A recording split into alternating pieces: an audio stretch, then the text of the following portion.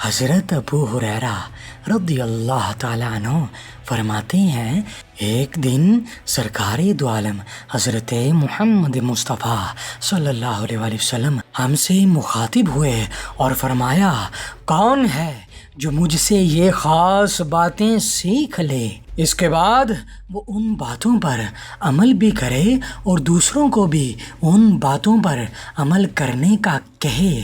بس یہ سن کر حضرت ابو ہریرہ رضی اللہ تعالیٰ عنہ فرماتے ہیں، میں حاضر ہوں یا رسول اللہ صلی اللہ علیہ وآلہ وسلم۔ اس کے بعد سرکار دو عالم حضرت محمد مصطفیٰ صلی اللہ علیہ وآلہ وسلم نے میرے ہاتھ کو اپنے پیارے اور مبارک ہاتھ میں پکڑ لیا اور فرمان ہوا، بس وہ 5 باتیں یہ ہیں۔ پہلی بات، وہ تمام چیزیں جن کو اللہ پاک نے حرام کر دیا ہے، بس ان سے بچا کرو اور ان چیزوں کو چھوڑ دو۔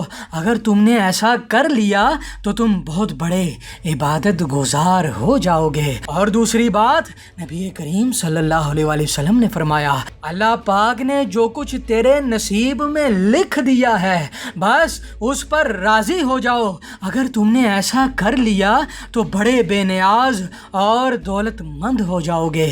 اس کے بعد آپ صلی اللہ علیہ وآلہ وسلم نے فرمایا، تیسری بات یہ ہے کہ اگر تم کامل مومن بننا چاہتے ہو تو اپنے پڑوسی کے ساتھ ہمیشہ اچھا سلوک کرو۔ اور چوتھی بات، جو خود کے لیے پسند کرتے ہو وہی سب کے لیے پسند کیا کرو۔ تیری یہی بات تجھے پورا مسلمان بنا دے گی۔